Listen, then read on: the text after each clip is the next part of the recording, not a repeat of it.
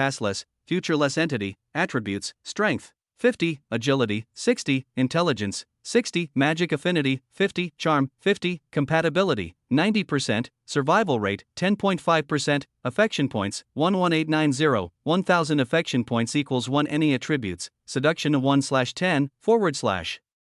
Just yesterday, in his desperation to grow stronger, he even resorted to using Delphine's money to boost his level. Although he knew his level was not comparable to that of others, he felt he had no alternative. Aether then shifted his gaze to his mission tab, / mission, save and seduce Aquilina Naiadia, mission, save and seduce Aria Zephyr, / the words on the screen began to blink in vibrant green, signaling that something imminent was about to happen to the targets of his missions. One perplexing issue that lingered in Aether's mind was understanding how Aquilina and Aria could be in mortal danger. Despite being under the vigilant surveillance of the principal and other professors, Aether shrugged off his doubts, convincing himself, regardless, I must fulfill my mission. He reached into his backpack and pulled out a well-worn hoodie. As he slipped it on, he called out softly, Master, a delicate cute white snake, adorned with a golden crystal on its forehead, which held a single shining golden star, peeked out from the folds of his hoodie, hee. Aether couldn't help but chuckle at her endearing call. When she had first awakened that morning and started to speak, he had nearly had a heart attack from the shock. Later, he had consulted Taylor, who had been equally astonished. She explained that while some monsters are capable of speech upon evolving, it was an exceedingly rare occurrence, happening in about 0.1% of cases. She even praised Aether, noting that a monster speaking usually indicates a profound bond and a strong desire to communicate with its master. Are you ready? Today is our day to shine. Aether declared proudly, gently rubbing her soft chin. Master, 3000 affection, Snowflake purred contentedly, almost like a cat.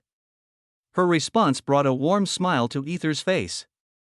Although thrilled to hear her speak, he noted that she could only manage the word master for now. It looks like it will take some time for her to talk fluently, Aether mused.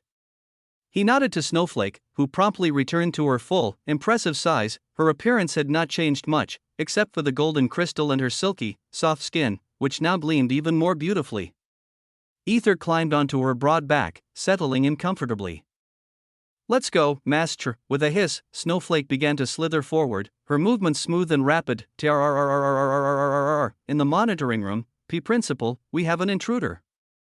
One of the professors exclaimed, eyes wide as he noticed a large white snake moving swiftly on the surveillance screens. On its back, a hooded figure rode. Hearing the alert, Alaric frowned deeply and turned to the live footage. His hand instinctively reached for the control panel, ready to issue a command to neutralize the intruder who dared to trespass. However, before he could act, the principal's calm voice intervened. No need. I am the one who allowed it, the principal said, her tone indifferent and steady. Everyone in the room let out a collective sigh, exchanging weary glances. Once again, their principal had taken unilateral action without consulting any of them. They were now left to wonder about the identity and capabilities of this mysterious individual. Considering it was the principal who had permitted the intrusion, they thought that person might be powerful. Alaric, who had been silent, finally spoke up with a furrowed brow. Principal, I know you have the authority to do as you wish, but at least you could have informed me since I am second in command after you. Well. The principal merely shrugged, offering no further explanation. Her eyes were fixed on the image of the snake that Aether was riding. To think that beast has grown so much in such a short amount of time, exactly what has he been feeding her, she wondered, a hint of curiosity flickering in her usually stoic expression. Alaric's eyes twitched with frustration, but he sighed, resigning himself to the principal's unpredictable ways. That unpredictability was part of what he admired about her since the day they first met. Meanwhile, Snowflake arrived at their first destination and silently hid behind the dense bushes, providing a perfect vantage point. Aether and Snowflake watched intently as the scene unfolded before them. Nix, what is the meaning of this? Jack Sparrow's voice was laden with suspicion as he confronted Nix and her team, who had just arrived at their base. Of course, we came to see what our empire's arcane king is capable of. Nix replied with a creepy smile, her eyes gleaming with mischief. Tisk, Jack clicked his tongue in annoyance. He couldn't believe she would come directly at him instead of targeting others. He added, Nix, I know you're eager to fight me, but you should know when and where. Now is not the time to play around. Nix's smile grew even more sinister as she said, nope, now is the perfect time to play around, and she hurled a kunai-like weapon at Jack, who dodged it just in time. Shit. Looks like I need to eliminate her before moving forward with my plan, Jack thought. Signaling his teammates to prepare for battle, Aether, observing from his hidden spot, nodded to Snowflake. They quietly retreated from the scene, moving toward their next destination. Upon arrival, hello, Miss Ashera Nightfire, Helena Sunfire greeted, her voice resonating with authority as she faced a girl with an ash-colored body. Hello, Miss Helena Sunfire. I am very honored to fight you, Ashera responded, a look of genuine happiness on her face. She had anticipated that she would be the one searching for her enemies, considering others often underestimated her due to her race as a succubus, which was typically weaker in combat. Helena nodded and said, though I prefer to fight opponents far stronger than you. I cannot tolerate when you use your powers to capture and taint men's hearts. It is unacceptable. As a saintess, it is my duty to correct your path. Even if you are born with dark energy, I believe everyone is equal. Prepare to face the consequences of your actions. She bowed slightly, and a small golden fireball materialized in her hand. Ashera was taken aback, surprised by Helena's words. She had expected disdain and disgust from the saintess, who was known for her purity. Looks like not everyone is the same, Ashera thought, feeling a blush creep onto her cheeks. It's not like I do this on purpose. It's my power, and I can't always control it. I'm sorry, she stammered. Her innocence almost captivating everyone present. Even Aether felt himself drawn to her charm, and if not for Snowflake slapping his face, he might have walked towards her. I am sorry. Aether said awkwardly to Snowflake, who just turned her head and pouted in displeasure. Helena snapped her fingers. breaking the spell of mesmerization that had fallen over everyone. She nodded, saying, "I understand now. So let's wait until you can control your power." As she turned to leave, both Ashera and Helena's team members were shocked by her decision. Wait. Where are you going? Fight me. Ashera called out in desperation. You said you didn't do it on purpose, so there is no reason for me to fight you. Helena replied, turning away again. Ashera started to panic. It was the first time someone had taken her seriously, and now that person was leaving. What about my flag? Don't you want it? I have high points, you know. If you win against me, you might become the first, she pleaded, her voice almost breaking. Helena suddenly flinched, as if remembering something important. Oh. I almost forgot that. Let's fight then, she exclaimed, readying herself once more. Everyone face-bombed, including Helena's team members, at her clumsy actions. Even Snowflake shook her head, bemused by Helena's naivety. She is way more naive than I thought, Aether mumbled in shock before quietly leaving the place. Chapter 183, Capture the Flag, Part 3. In the tense silence of the base, Kai's anger flared. What is the meaning of this, Leon? He demanded through gritted teeth, glaring at Leon Dragonheart and his team. Leon smirked, a glint of mischief in his eyes. Don't you understand, my friend? He snapped his fingers, and numerous bubbles appeared, surrounding Kai and his team. I want to see what my friend is capable of, he declared before the bubbles exploded. Kai and his team barely avoided the blast, thanks to Kai's quick reflexes, pushing everyone down to the ground just in time. Growling, Kai growled internally, recognizing his friend's challenge. He had hoped to face Aquilina to win his bet. But now he was forced into an unexpected confrontation. As he glanced at Leon's team, filled with attractive girls, he fumed. If he is a playboy, there is no way I am handing my sister to him. Determined to protect his sister and uphold his pride, Kai prepared to fight. Meanwhile, Aether and Snowflake quietly slipped away from the scene, heading towards their next destination, Aquilina's base. Upon arrival, Aether noted the peaceful atmosphere. Aquilina had established a small camp on a cliff, her team members strategically positioned around it. Assessing the situation, Aether asked Snowflake to hide inside his pocket and approached the camp with a steady stride. The appearance of a hooded figure immediately put everyone on alert. The commotion drew Aquilina out of the camp, her eyes narrowing with suspicion. Who might you be? She demanded. Aether uttered a single word, gifts. Aquilina's eyes widened in recognition and surprise. She gestured for him to enter. Inside the modest camp, Aquilina scrutinized the hooded figure with intense curiosity. Hello, princess, Aether greeted as he removed his hoodie. Aquilina sighed in exasperation. What the hell are you doing here? And how did you even get inside? Aether gave an awkward smile. There's no way I would let the princess face danger alone, so? Aquilina pressed, sensing a headache coming on. I pissed off the principal, and she threw me in here just like before. Aether admitted. Aquilina froze momentarily, then grabbed his collar and shouted, Are you an idiot?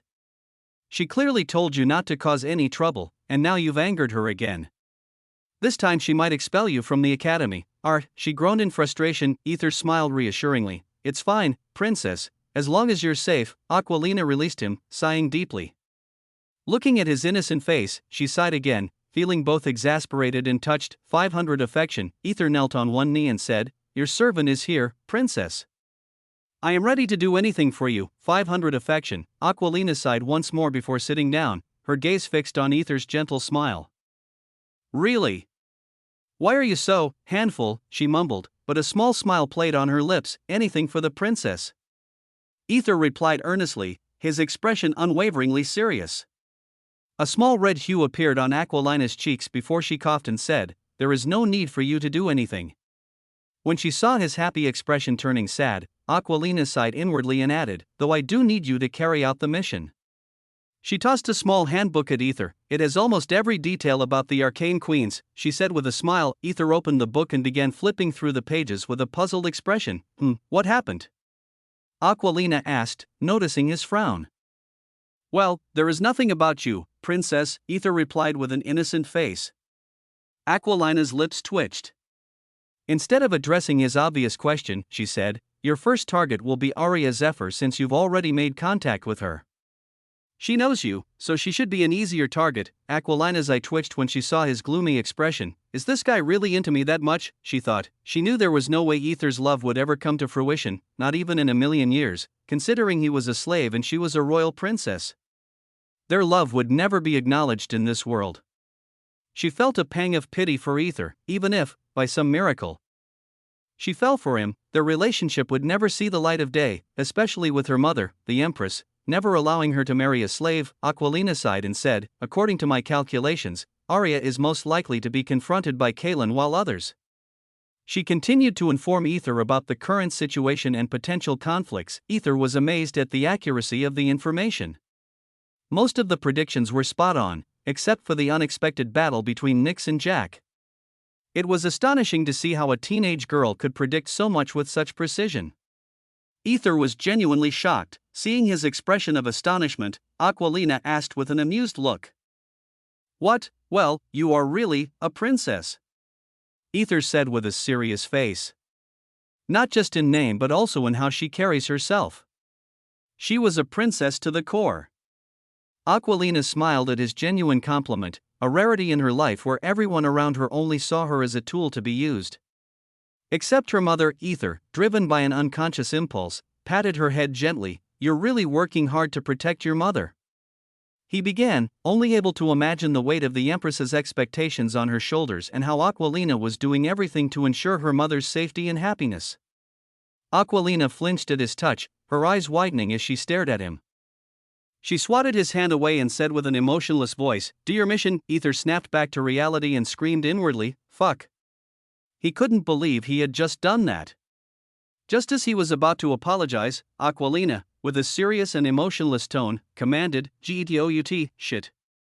Aether sighed, quickly wearing his hoodie back. As he was about to leave, a notification popped up, 600 affection, ding, survival rate, 11%, Sundara. Aether mumbled with a smile before exiting the camp. Meanwhile, Aquilina touched her forehead, a small red hue still visible on her cheeks. She didn't say anything or even think much, she just touched her forehead for a long moment until... Princess, hearing the urgent call, Aquilina snapped back to attention and stepped out of the camp to see Aurelia Scarlet approaching. "I knew you would come here," Aquilina said with a smile. "Well, we have an old balance that needs settling, right?" Leah said with a smirk, "Yeah." Aquilina nodded and glanced at Celine, who stood beside Aurelia. "You seem to be enjoying this more than anyone." Celine. "Of course. Do you think I'd let you get away with snatching Aether from me?" Celine replied with a stern face, clearly holding a grudge against Aquilina for taking the opportunity to make Aether her servant. Sigh. "Even though I've helped you many times," Aquilina said, shaking her head. "Well, that's what a sister-in-law is supposed to do, right?" Celine said with a smirk. Aquilina simply smiled and shook her head, thinking that Celine was still acting like a child. She then turned serious and said, "Well, if you win, I will let you have him." Celine's eyes sparkled with determination, and without hesitation, she made her first move, breaking the formation. W8. Leah shouted in alarm as Celine charged forward. Aquilina smirked, pleased that her plan had worked. Celine was incredibly intelligent and dangerous, but the only way to make her unstable was by using Aether as bait. Chapter 184, Capture the Flag, Part 4, Arian is Zephyra Empire. It was renowned for its lush greenery, a vibrant oasis unlike any other empire.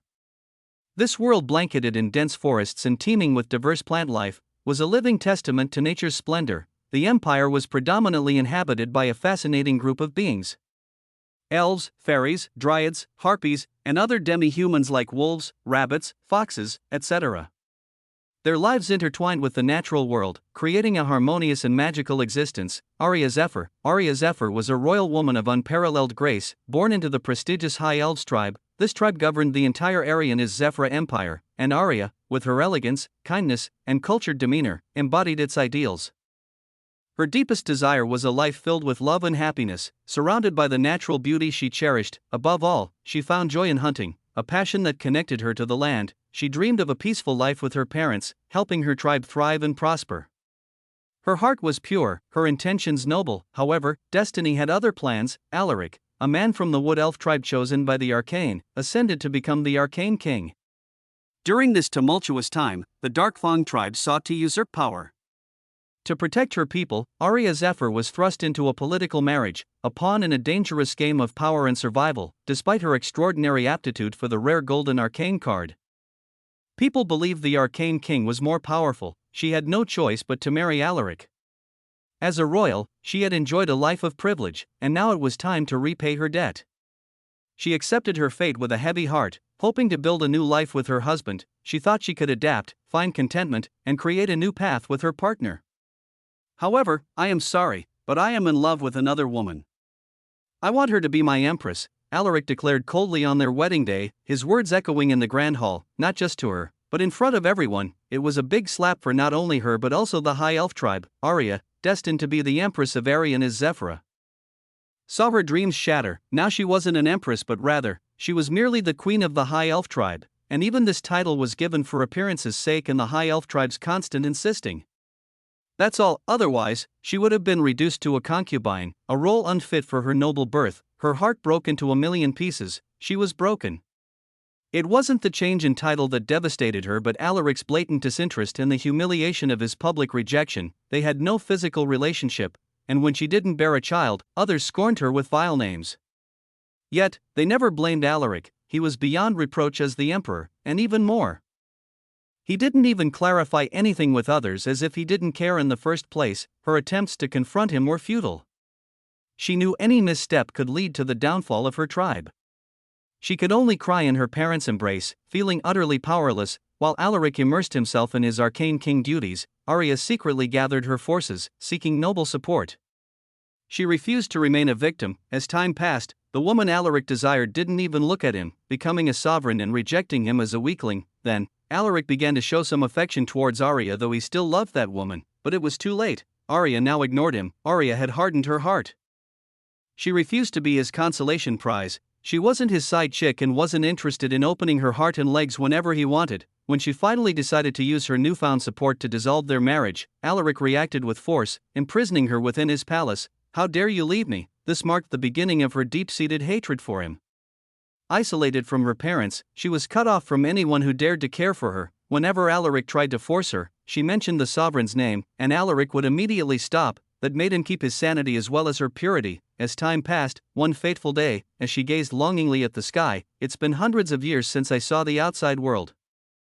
Arya murmured wistfully in the empty palace garden, a place devoid of any other souls. Despite her desire to escape, a powerful barrier kept her confined. She looked at the garden, filled with a breathtaking variety of flowers unseen in the outside world. These flowers were her only solace. "Will I stay here for eternity?" she whispered sorrowfully. She longed to see her parents, to experience the world beyond, to embrace a new life. Yet, she lacked the strength to break free. Drip, tears began to fall. I am scared.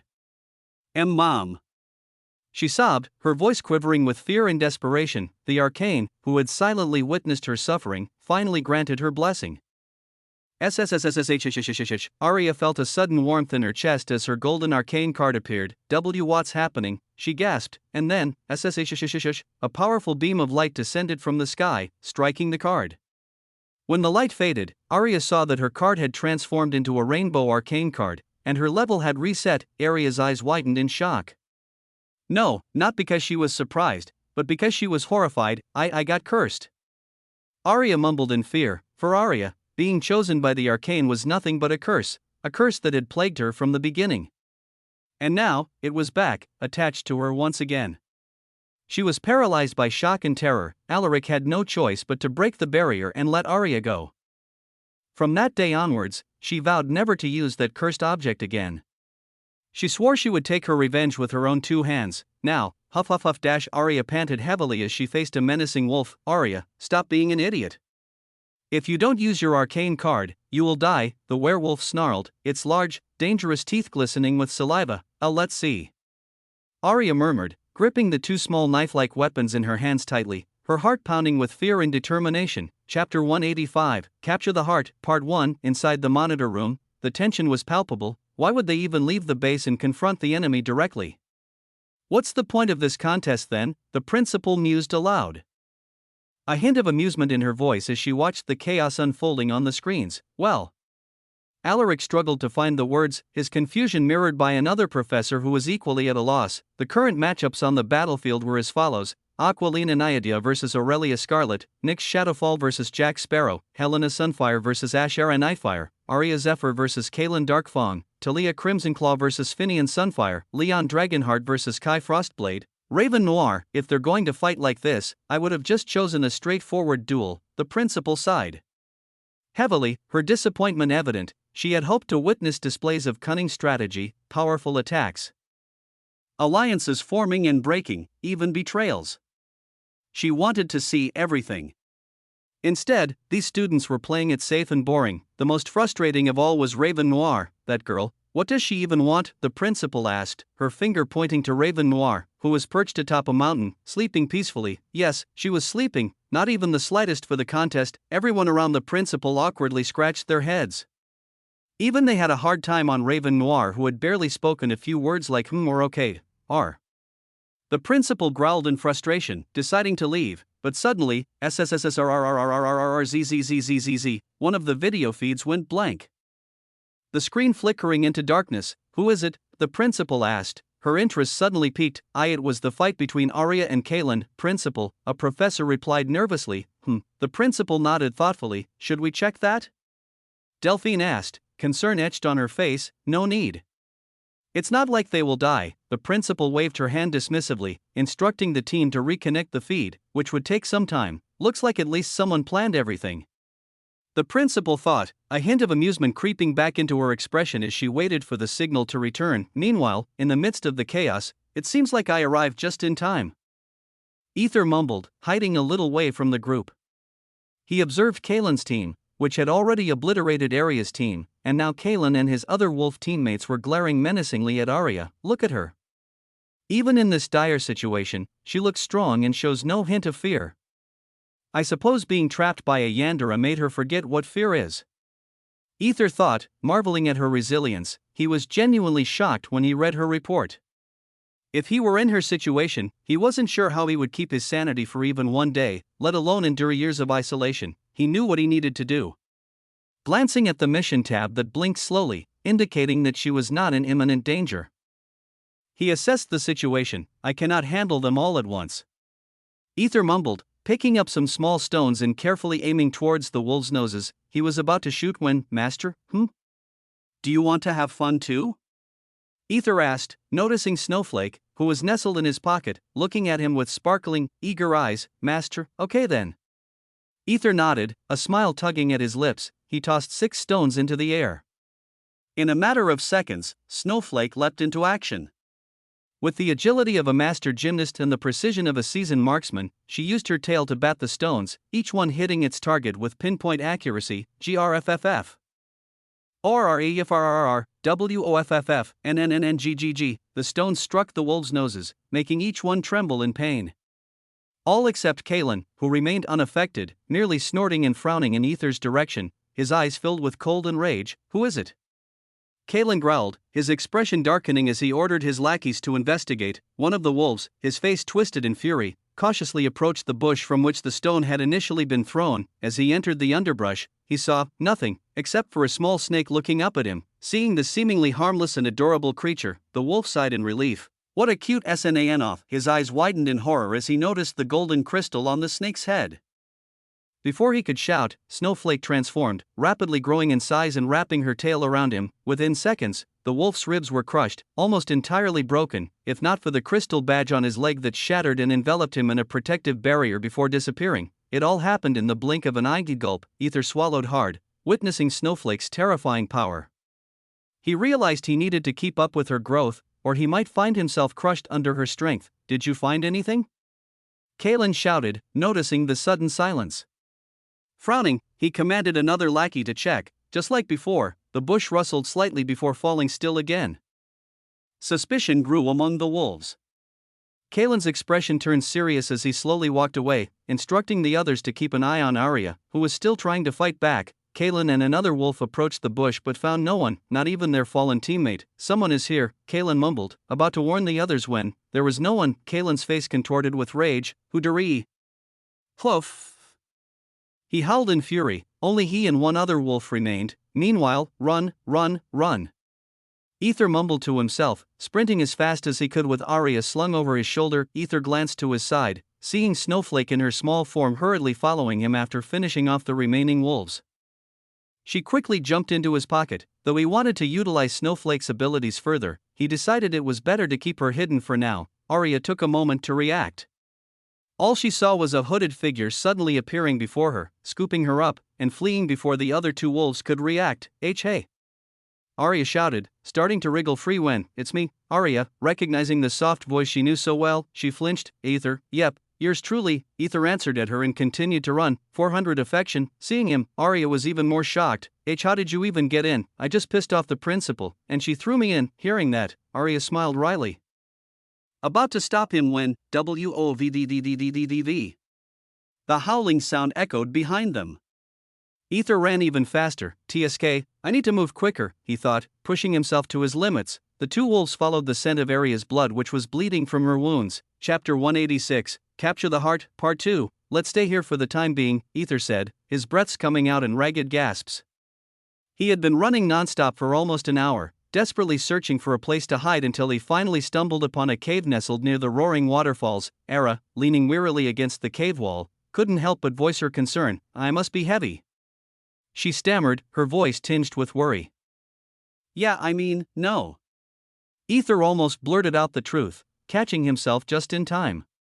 Even a feather can start to feel heavy after being held for a long period, so he wasn't entirely wrong. Era puffed her cheeks in mock indignation at his hurtful truth, but then she smiled softly and said, "Thank you." Aether merely nodded, his eyes scanning her wounded body with growing panic. "We need to heal your injuries." "Did you bring any healing potions?" Era gave him an awkward smile and shook her head. Aether's lips twitched in frustration as he glanced at his backpack. He did have a high-grade healing potion, one that he had bought using Delphine's money. He had intended to save it for himself in case his plan failed. But looking at Era's wound, it looks severe. "Wait a minute, why haven't you teleported back to the healing department?" Aether asked, frowning as he examined her crystal badge. The crystal looked dull and lifeless, unlike the others that were still shining brightly. "Don't tell me Kaelin used some kind of artifact?" Aether thought, suspicion creeping into his mind. "I don't know. After eliminating my teammates, he used some crystal ball and shattered it, and instantly my crystal badge died," Era explained, trying to move her body but wincing in pain. Seeing her pained expression, Aether quickly took out the medicines he had created using his knowledge. As a penniless boy, he had learned to use anything necessary for his survival. "Show me the wounds," Aether demanded, his tone serious and urgent. Era flinched as she looked at the green mixture in his hand. Just by looking at it, she knew it was medicine. He must have learned this from Aquilina. She thought as she extended her wounded hands towards him. Aether slowly and gently applied the mixture to her hand, then asked if there were any other injuries. Era hesitated before removing her boots and showing her slender legs. Aether carefully applied the medicine to the big bite marks on her legs. Era stared at him, her mind racing with confusion. Even now, she couldn't understand why this boy always had a concerned look on his face whenever he looked at her. "Anywhere else?" Aether asked, his voice gentle. "No," Era replied. However, when Aether's eyes fell on the wall where she had been leaning, he noticed a blood mark. His eyes widened, and he asked with a stern face, "Are you sure?" Era realized his gaze was on her back. Blushing slightly, she said, "It's fine."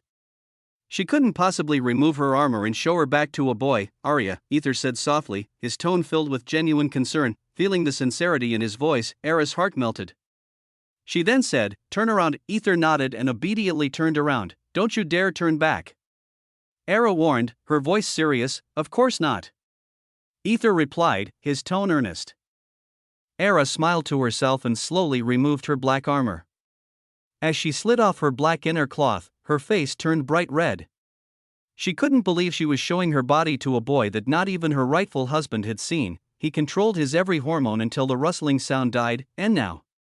Era mumbled, her voice barely audible. Aether turned around, though loved to see her sexy curvy back. His eyes fell on the deep, 3 nail-carved marks on her back. "Arya." He mumbled inwardly, feeling a clench in his heart. His hands trembled as he gently touched her wounds, unable to comprehend how she had managed to fight through such severe injuries. His heart almost tempted him to use the healing potion he had, but his rational mind reminded him that he might need it later. Era glanced back, her face flushed with embarrassment. Her heart was beating wildly, but when she saw the pained look on Aether's face, she felt an inexplicable emotion. She wondered why this boy cared so deeply about her. It had only been a week since she became friends with Aether, and yet, Why did he care so much for her? She couldn't help but wonder. 600 affection. When Aether's medicine-covered hand touched her wound, she suddenly felt a cooling sensation and hissed softly, is it painful?" Aether asked hesitantly. He now felt a little guilty for waiting instead of helping her sooner. I am fine," Era answered. "I am sorry," Aether mumbled. As much as he knew he was trying to seduce her over, there was a part of him that felt genuine guilt for seeing her in pain like this. "Why, I don't know. I just felt like I had to say it," Aether replied, his voice filled with sincerity. Era didn't fully understand. She thought he was worried about her wounds, which was entirely wrong. She called this upon herself. More importantly, he was the one who had helped her in the first place, so she wondered why he was even apologizing. After applying the medicine and wrapping her wounds with a bandage, Era put her dress back on and looked at Aether, who was now asking for answers about why Kaelin was after her. Era sighed and sat beside him, their shoulders almost touching. There are two prominent tribes in this empire. One is the High Elf tribe, and the other is the werewolf tribe called Darkfang. They have been constantly fighting for control over the empire. Of course, there is nothing unusual about lusting for power. It's a common thing for anyone. Ever since Alaric married me, the princess of the High Elf tribe, we gained the upper hand. But now, things have changed. The Darkfang tribe has a chance to rise again in the empire, and the only obstacle standing in their way is me, another chosen one. Era finished with an awkward smile. Aether nodded in understanding. So, the person helping Kaelin must want the Darkfang tribe to rise. He thought, and then, he asked, what are you going to do about them? He clarified. Era pondered for a second before her head slowly leaned on his shoulder. Though Aether was surprised, he didn't move away. I really don't know, Era mumbled, her voice filled with hesitation and fear. Aether stared at her expression and finally pieced together the remaining parts of the puzzle that had been bugging him for a long time. To put it simply, she was traumatized. Chapter 187, Capture the Heart, Part 3, Arya Zephyr, a sweet woman. When Aether first saw her in a life-threatening situation, he was truly puzzled. The scene before him was both shocking and mesmerizing. Something he had never anticipated. He couldn't quite grasp what was happening or how to react. What kind of expression did she have when she faced the bear monsters? It was a look of excitement and thrill, unlike anything he had ever seen before. Her eyes sparkled with wild, untamed energy, and there was a slight curve to her lips that spoke of exhilaration. Yes, it was the face of thrill. Even though she felt a profound sense of hopelessness, she was clearly excited. The contrast between her dire circumstances and her vibrant expression was striking, almost surreal. It was very subtle, but Aether was able to recognize it, even now, when Kaelin and his team cornered her. There was a subtle emotional thrill that ran through her body, as if a hunter were hiding behind her struggling facade. It was as if she was savoring the tension, the adrenaline, the sheer intensity of the moment. Looks like being held captive and alone made her weak and hide her true self, Aether mumbled to himself, his voice barely audible. He slowly leaned his head on hers, which was already resting on his shoulder. By now, they looked like a couple comforting each other, finding solace in each other's presence amidst the chaos surrounding them. 700 affection. Even Arya blushed, but she did not push him away. She thought it was just a head resting on hers, so it was fine. She rationalized it in her mind, telling herself that this small act did not constitute a betrayal. She wasn't cheating on Alaric. Even if Alaric didn't care for the marriage, Arya, as a woman who believed that marriage was sacred, would not allow her feelings to be swayed so easily. Aether glanced at his mission. It was still blinking slowly. Aether began, his tone shifting as he started his game. This was a game where lies and truth would mix, blending into a complex web of deception and honesty. The only game he was forced to play, seduction game. Before he could pull her out from her cage and bring out the hunger, he needed to make sure she heard his name in her heart. He needed to create a deep, lasting impression, a name she would always remember. Who? Arya responded, her curiosity piqued. My master actually was the one who asked me to anger the principal, just like before, Aether confessed, his voice carrying a mix of regret and obligation. Arya simply listened to him, her expression attentive and patient. He continued, then she ordered me to steal the flags. Arya wasn't surprised, as she knew more or less about villainous Aquilina, so she softly asked, so, you came here to steal my flag? No, I came here because I truly don't know, Aether admitted, his voice softening, but I do know that my gut feelings told me that I needed to see my Arya. He mumbled softly. Arya's eyes widened when she heard the word my, and her heart skipped a beat. The possessiveness in his words caught her off guard. 700 affection. I don't know what this feeling is, but. Aether touched his heart as if trying to physically grasp the emotions swirling within him. When I saw you hurt, it almost tore my heart. At that moment, all I wanted was to protect you, nothing more. Aether's body trembled, and his vulnerability lay bare. Arya immediately looked and asked, Aether, what are you talking about? She knew what Aether was trying to imply. She wasn't an idiot in that department. His words were clear, but their implications were staggering. Aether had an unexplainable expression. I don't know. Arya. And looked at his trembling hand. When I saw your wound, my hands trembled in fear of losing something important. Aether said as he looked at Arya's face, who in return had her eyes widened. She was seeing a side of him she had never seen before. This time, Aether was really truthful. When he saw her wound, he couldn't control his inexplicable emotions. It was as if something deep within him had been awakened, but he didn't want to acknowledge it. He was scum. He shouldn't feel that, no. What's happening? Did I show too much care for him to think like that? Arya wondered, her mind racing. She looked at his trembling face, which winced in inner pain, struggling to understand his own emotions. Aether, I am a married woman, and you are, yeah. I am just a servant. I shouldn't have this feeling for anyone other than my master, and yet. What is this feeling, Arya?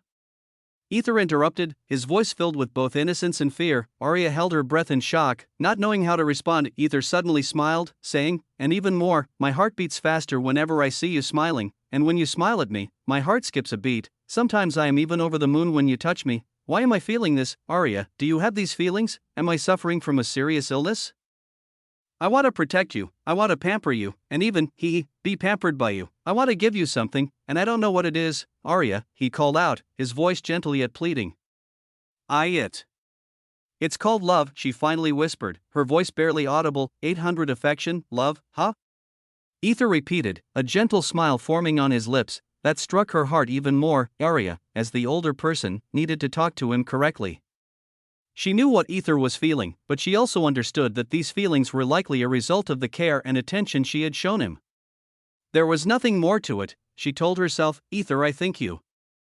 It must be disgusting to be loved by a servant, right? Aether interrupted, his voice tinged with self-loathing. Huh? No, that's not what I mean, Arya tried to clarify, but he cut her off again. I am sorry, Arya, Queen Arya. Please forgive this mundane servant for his unforgivable sins. A servant loving a royal, even I feel disgusted to hear it. I am pretty sure you must be too. I am truly sorry. Aether interrupted again, his voice filled with anguish. 800 affection. Arya's face turned shocked and pained when he called her by her title, adding a barrier between them. Aether, just listen, she began, but he was already standing up. It's fine, Queen Arya.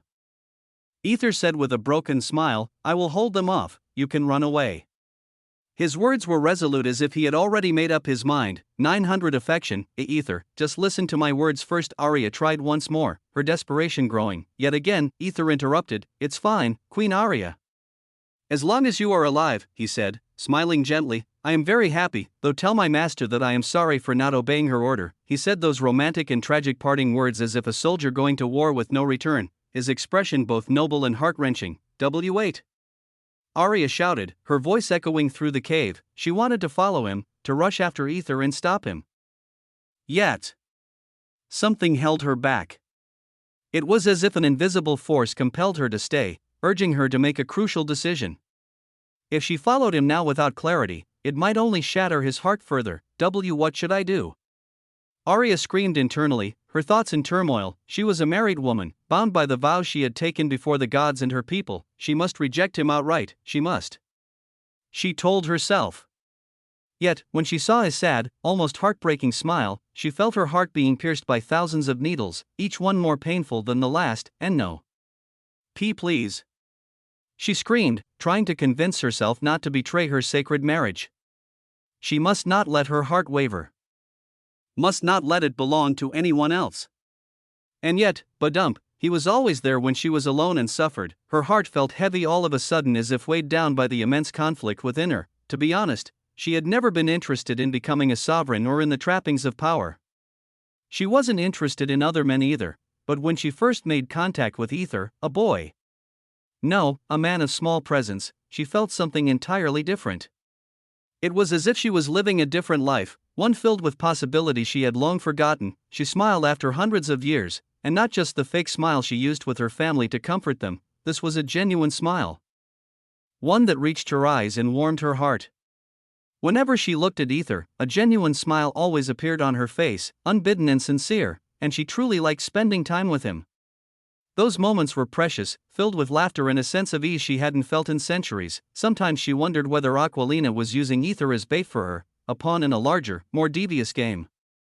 But those thoughts vanished whenever she saw his genuine smile, his genuine shyness, his genuine blushing whenever she was near him, his genuine eyes, which seemed to stare only at her, not at her title or her body, but directly into her soul, his genuine concern, his genuine love. As long as you are alive, I am very happy. As long as you are alive, I am very happy. As long as you are alive, I am very happy. Those words still echoed around her, reverberating through her mind and heart as if they were inscribed upon her very soul. It was as if her heart was echoing them to ensure she realized her love for him. Or maybe, Aether was the one who had ingeniously used the echo principle within the cave to amplify his words, making them resonate even more deeply within her. He becoming more of scum now. Aether glanced at her, his eyes catching the sight of her clenching her heart. He nodded in satisfaction, seeing the effect of his words. Then, he stopped the echo, deciding it was time to pull the hunter now. As he hurriedly looked for his baits, he looked at his mission tab, which started to pulse even more faster. The time had come for the finale for Arya's heart. Meanwhile, so, this is love, Arya mumbled to herself, her voice barely a whisper. She touched her heart, still feeling the impact of those words. They had struck a chord deep within her, awakening feelings she had long suppressed or forgotten. 900 affection, 1000 affection, ding, survival rate, 12%. However, what Aether didn't know was that he had forgotten the crucial information, or rather he slid it without care. She was a woman who had lived for hundreds of years. Enduring the loneliness and isolation that came with such a long life, she had longed for genuine love, a love that was pure and true. So, if 100 years' dam were to break, it should pour out everything, all the emotions and desires pent up over centuries, right? 1000 affection, 2000 affection, 2000 affection, 3000 affection, 3000 affection, 3000 affection, 4000 affection, 4000 affection, 4000 affection, 4000 affection, ding, survival rate, 11.9%. Remaining AP, 53,890, and that's what happened. The floodgates opened, and her feelings for him poured out uncontrollably. Chapter 188, Capture the Heart, Part 4, What the fuck is happening? Aether's horrified expression deepened as he saw his survival rate suddenly decrease after increasing. Even worse, what the heck happened to her, he thought, his mind racing with concern and confusion. He was absolutely sure he hadn't pushed her too hard, and yet, something had clearly gone very wrong. Aether shook his head, trying to clear his thoughts. Right now, he needed to focus on the immediate threat, the two werewolves that were growling at him with deadly intent. Who are you? Kaelin, now back in his human form, glared at the hooded figure standing before him with an intensity that could pierce steel. I'm the protector of Queen Arya. Aether declared in a hoarse, but resolute voice. Who? That's new. I haven't heard about this, Kaelin mumbled quietly to himself before speaking louder. Well, whatever. Since you seem to know what's happening, I'll give you a chance to run away. Despite his words, Kaelin had no intention of letting this mysterious figure go. If the Sovereign discovered his failure, Kaelin knew he would be executed without a moment's hesitation. Aether replied in the same hoarse voice, Come on, man, no one would believe that old, lame-ass words. Or is it that your dog's brain isn't working? There was a hint of mocking amusement in Aether's tone that was impossible to miss. Kaelin's lips twitched in annoyance. Looks like you wish to die along with your queen, he said, glancing at his remaining teammate, who was still in wolf form. The werewolf glared at Aether before leaping off to search for Arya, but, not bad doggy, Ningi. Aether appeared in a flash before the werewolf, delivering a powerful punch to its nose. The creature fell to the ground, screaming like a wounded animal, before Crystal's magic broke down and teleported it away to safety. Kaelin's eyes widened in surprise and alarm. I suppose you must be stronger, he mumbled. Kaelin's tribe had many strong warriors, but the contest rules only allowed students to participate. Therefore, he had selected the best students available from his tribe. Meanwhile, what the? Aether was slightly flabbergasted as he looked at his own fist. Did I become OP? He realized he needed to control his newfound strength carefully, otherwise, he might mistakenly eliminate Kalen before he intended to. But Kalen suddenly let out a deep, menacing growl that reverberated through the air. His body tensed, muscles bulging with raw power as long, silky black hair erupted from his skin. His eyes burned with a feral intensity, and his teeth elongated into razor-sharp fangs, poised to tear into Aether. In a flash, his clothing disintegrated, leaving only a crystal badge gleaming ominously on what was now a monstrous hand. Or perhaps it was his leg. Wow! Aether exclaimed in happiness. This was his first time witnessing a werewolf transformation up close, and he couldn't help but be thrilled. He thought excitedly, "It's morphin' time, fuck. It would be so cool if I could do that while saying it's morphin' time." Aether's eyes sparkled like a child's as his childhood dreams momentarily resurfaced. WWARRRR. With a blood-curdling war cry, Kalen leapt at Aether, his eyes blazing with murderous intent. He knew he had no time to waste. The effect of the artifact would soon wear off, and the signal would reconnect. Before that happened, he needed to finish off both this hooded figure and Arya. Kalen's jaws snapped shut, but Aether vanished with blinding speed, reappearing several feet away in an instant. Kalen growled in frustration, then increased his own speed, determined to catch his prey. This time, he was almost close enough to bite Aether's neck. Damn, he is faster. Aether mumbled under his breath. Realizing he couldn't keep dodging forever, he decided to fight back. As Kalen lunged again, Aether pointed a finger and unleashed a burst of small red flames. Boom, WWWUFFF. Kalen howled in pain and surprise as the flames hit him. He hadn't expected Aether to use fire, assuming that as Arya's protector, Aether would rely on conventional weapons. Kalen shook his head, clearing the smoke from his eyes, and glared at Aether with renewed fury. Good. Aether thought, observing that his low-quality flames had only singed Kalen's fur. Though he wanted to stand his ground and fight, now wasn't the right time to engage in a prolonged battle. Kalen resumed his relentless assault with even more ferocity, while Aether focused on dodging and landing a few well-placed, strategic blows. SSWWH. Kalen's sharp claws tore through Aether's hoodie, raking across his chest and leaving painful, bloody wounds. Aether grimaced, feeling the sting of the fresh injuries. He allowed Kalen to land a few more hits, carefully orchestrating his movements to appear weaker than he was. He needed to project the image of a valiant, but struggling, hero. Kalen sensed victory and pressed harder, his attacks growing more ferocious. He lunged forward, snapping his jaws, but Aether sidestepped at the last moment. But Kalen's teeth scratched Aether's shoulder. Is that all you've got, protector? Kalen taunted, his voice a guttural growl. Aether looked down at his battered and bruised body. I think it's enough. He thought to himself before saying aloud, if you want to kill my Arya, then, it's over my dead body. His voice was filled with determination and an unmistakable love. What are you talking about? Kalen frowned, not understanding where it was coming. However, 4,000 affection, stop, she finally came. Aether smirked as he glanced at Arya, who was now standing behind him with an indifferent expression. Kalen suddenly stepped back. What was that? He wondered, feeling a strange chill. What are you doing here? Aether asked, his voice filled with a heartbroken sound. Arya looked at Aether's battered body, biting her lip so hard that blood seeped from it. Why, she mumbled, her voice trembling with emotion. Even though she knew why he was doing this, she hated seeing him suffer for her. Aether, with pained steps, walked towards her and gently pushed her back. Go. Run away, I won't. She shouted back. Catching his hands and staring into his eyes, tears welling up, Aether panicked. Why are you doing this? He asked, his voice filled with pain and desperation. Arya only stared at his wounds, seeing how much he must be struggling to fight Kalen and possibly others. Her heart ached, knowing he was more worried about her safety than his own. She even wondered whether this man's love was far greater than hers. 4,000 affection. Kalen, who was watching this unfold, couldn't believe what he was seeing. His eyes widened in surprise and shock. Oh. The queen is having an affair, comma. Kalen flinched and jumped back several feet when he saw two predatory blue eyes staring at him blankly. What is this?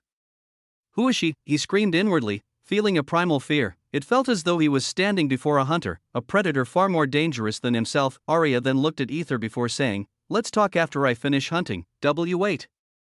Aether shouted, but Arya ignored him. She turned her fierce gaze to Kalen, who was now trembling. Come at me, doggy, she commanded, her voice icy and unwavering. Chapter 189, Capture the Heart, Part 5, Phew. Aether whistled softly as he stood in the corner, watching Arya fight against the werewolf with just her sword. The once fearsome creature was now trembling in front of her. Looks like she's really good at fighting. But Aether noticed that although she had a determined expression, it wasn't the face of a true hunter. She needs a little more push. It wasn't like it was his mission to push her to reveal her true potential. It was rather Aether's personal desire to see her unleash her full strength. To be honest, he kind of liked her hunting expression. It was both exciting and thrilling for him to see her like that. Her blue eyes shone brightly when she was in hunt mode. It's beautiful truly. He just wanted to see her more, to watch her break free from any constraints. Ting! Arya blocked Kaelin's sharp claws and pushed him back, swinging her blade as she nearly sliced through his skin. Grrrrrrr.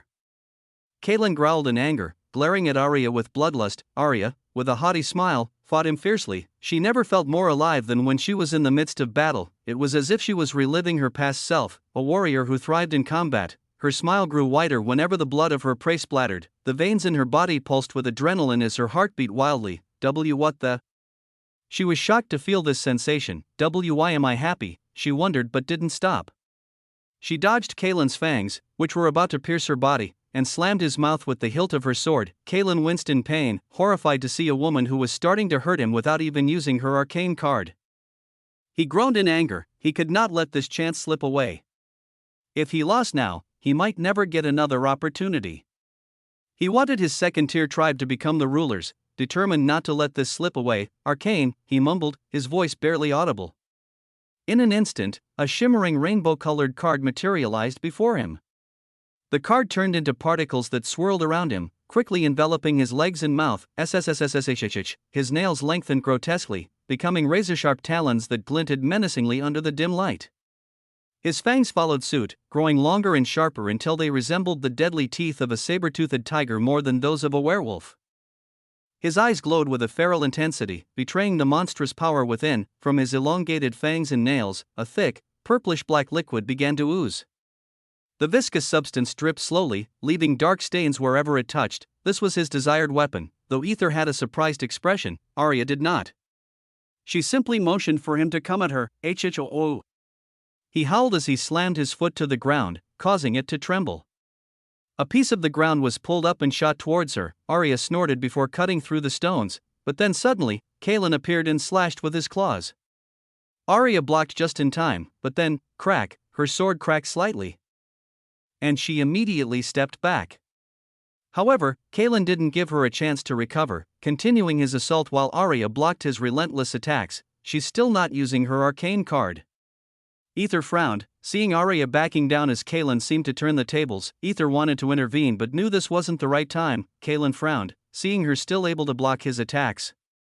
Feeling his time running out, he resorted to verbal attacks. Do you think your husband would let this slide? He sneered. Arya stumbled a little. Seeing her reaction, Kaelin continued his verbal assault. He will make you pay for cheating on him. Ting, he will make your tribe pay for your sins. Ting, crack, you are going to be caged in the palace again. Tang, crack, and most of all, you will be alone. Crack, CHRKK, thud. Kaelin's nails broke through her sword and pierced her shoulder, slamming her against a nearby tree. Arya suddenly felt a paralyzing fear, the fear of being alone and caged. Her hunting and happy expression crumbled as her breath hitched. Alone. She mumbled in fear, and just as the fear threatened to overtake her again, suddenly, Kaelin was hit by an orange flame, sending him flying. She is not alone. Aether intervened, shouting at Kaelin as he appeared before Arya. His voice rang out with unwavering determination. Arya's eyes flinched before she looked at Aether, who spoke with a gentle yet resolute voice. She is not alone, not anymore. If she is caged, I will break it. If she is a sinner, then I will bear it, and most of all, she is the most faithful woman I have ever seen. I am here for her. Most of his words genuinely came from his heart. Aether had never seen a woman as faithful as Arya, who had remained devoted to her husband for over 100 years, except in the novels he read. Don't you dare sully her with your filthy words. Aether said, his face darkening with anger. He was furious at Kaelin's insults. Arya was totally taken aback before tears dripped from her eyes. Kaelin growled, I'll kill you, bastard, he shouted as he leapt at Aether. The hooded figure kept interfering. My Arya is a born hunter. Aether mumbled before glancing at Arya. SSSSH. A gentle breeze slightly lifted his hoodie. Arya could see the tenderness in his eyes, even if it was just for a brief moment. With that tender look, he said, a hunter should hunt, not prey. Aether stepped forward to save the damsel in distress. This time, Aether took Kaelin seriously, knowing that if he didn't, he would get seriously injured. He maxed out his strength and magic affinity. His flames changed into a brilliant yellow color. Come at me, doggy, don't call me doggy. Kaelin roared in response, his anger fueling his attack.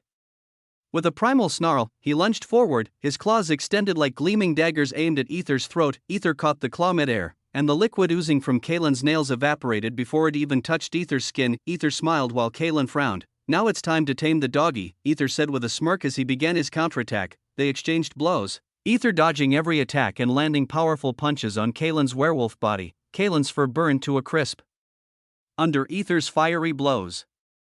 He is different than before, Kaelin thought, struggling to keep up. As the fight continued, Aether found himself enjoying the battle.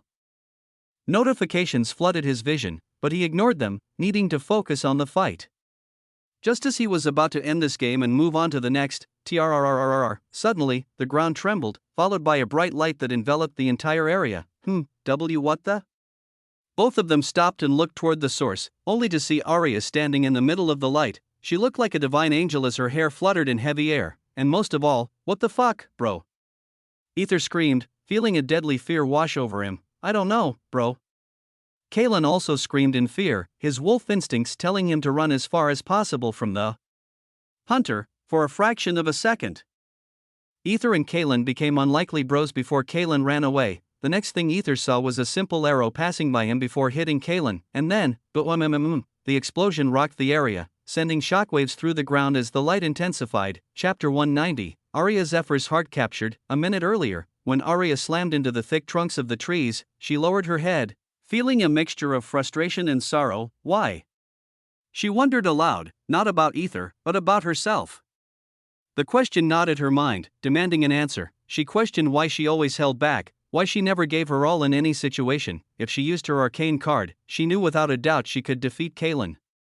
She had the power within her grasp, yet something always restrained her, holding her back like invisible chains, something she feared more than anything else. No, it wasn't Alaric. Well, maybe a little. Maybe she feared being alone again, lost in the vast emptiness of the palace where silence echoed through the halls like a haunting melody. Maybe she feared what would happen to her tribe. But more importantly, she feared using the arcane card. Yes, she was terrified of arcane.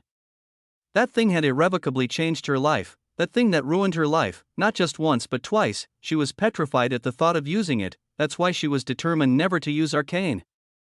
Yet, if she is caged, I will break it. When she heard those words, something inside her cracked, like a dam about to burst under the pressure. If she is a sinner, then I will bear it. Her hand trembled uncontrollably, and most of all, she is the most faithful woman I have ever seen. Tears began to drip from her eyes, cascading down her cheeks. I am here for her. Her eyes, filled with a mixture of disbelief and pain, stared blankly at Aether's back. His words resonated deeply within her. A hunter should hunt, not prey.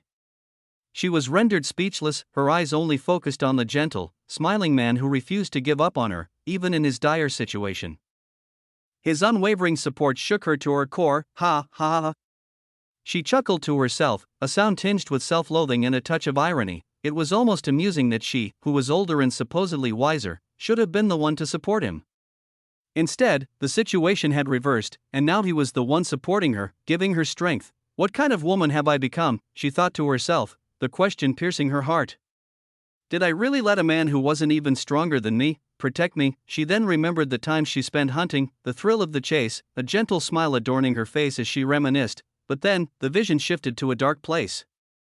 The loneliness of the palace, echoing her isolation.